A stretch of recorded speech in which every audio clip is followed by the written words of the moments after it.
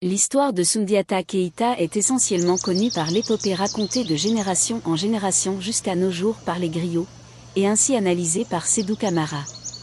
Cette épopée, aux tonalités légendaires, est un mélange de souvenirs réels et de motifs de contes. C'est, autrement dit, une construction littéraire qui évoque l'histoire locale parasitée par le thème universel du héros classique. Naré Magane Konaté était un roi du Mandin, petit royaume d'Afrique de l'Ouest. Il reçut un jour la visite d'un chasseur de vin qui lui prédit qu'une femme laide lui donnerait un jour un fils qui deviendrait un grand roi. Naré Magane Konaté était déjà marié à Sassouma Berté et avait un fils Dankara Toumani Keïta. Pourtant quelques années plus tard, deux chasseurs venant du pays de Do lui présentèrent une femme laide et bossue, Sogolon Condé, se rappelant la prédiction, il l'épousa. Sa deuxième épouse donna naissance à un fils baptisé Sundiata Keïta. Celui-ci resta infirme pendant toute son enfance, incapable de se tenir debout. À la mort de Naré Magane Konaté, en 1218, Dankara Toumani Keïta, le premier fils prit le pouvoir malgré la volonté du roi défunt de respecter la prédiction. Sundiata et sa mère, qui avaient donné naissance à deux filles et avaient adopté le fils de la troisième femme de Naré Magane Konaté, étaient l'objet permanent du mépris du nouveau roi et de sa mère. Après un affront contre sa mère, Sundiata, à l'âge de 7 ans, réussit à se lever. Il recouvre miraculeusement l'usage de ses jambes lorsqu'il a touché le bâton royal. Mais la haine de Sassouma Berté et de Dankara Toumani Keïta conduisit Sundiata, sa mère et ses sœurs à l'exil au royaume de Mena.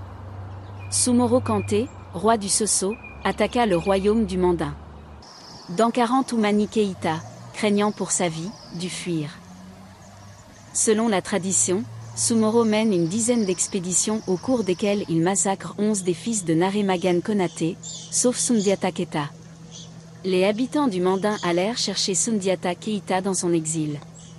Le jeune prince est devenu très populaire auprès des Mandinques qui espèrent qu'il chassera un jour les envahisseurs du Sosso. Sa popularité croissante inquiète Soumoro, roi du Sosso, à qui des sorciers ont prédit « Ton vainqueur naîtra au Mali ». Pour échapper à sa vengeance, Sundiata se réfugie chez un souverain voisin et ami, régnant au sud de son pays. Là, il attend le moment favorable pour libérer son royaume. Sundiata s'est aguerri dès son plus jeune âge au tir à l'arc et mitridatisé contre les poisons. Il vit pendant des années avec l'idée de se venger du massacre de sa famille. Un jour, un émissaire lui apprend la révolte des Mandés contre Soumoro Kanté. Il rassemble ses guerriers, conquiert le Fouta Djallon, et lance des attaques sur le Sosso.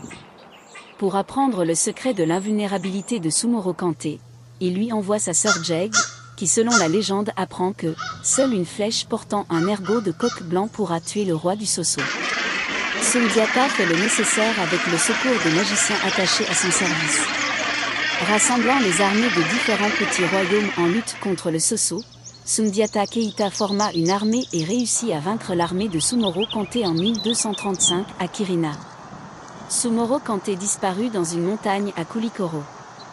Sundiata Keïta réunit tous les royaumes pour constituer l'empire du Mali. Il est proclamé Mansa, ce qui signifie roi des rois. Il établit la capitale à Niani, sa ville natale, aujourd'hui un petit village en Guinée à proximité de la frontière malienne. Lors de son intronisation, la confrérie des chasseurs du Mandé proclame la charte du Mandène, qui abolirait l'esclavage et serait l'une des premières déclarations des droits de l'homme. Il existe une controverse à ce sujet. Vers 1240, le roi Sundiata s'empare de Koumbi-Saleh, capitale du Ghana, et détruit la ville. Il prend le titre d'empereur et envoie ses lieutenants conquérir le Bambouk. Sundiata est présenté comme un grand administrateur qui développe le commerce, l'exploitation de l'or et des cultures nouvelles, introduction du cotonnier. Il organise politiquement et administrativement les peuples soumis, en implantant une solide organisation militaire. Les chefs de ces armées sont installés comme gouverneurs de province. Sundiata, outre ses exploits guerriers, est connu pour sa sagesse. Sa tolérance permet la coexistence pacifique de l'islam et de l'animisme dans son empire. Sundiata Keïta est mort en 1255, noyé dans les eaux du Sankarani pour les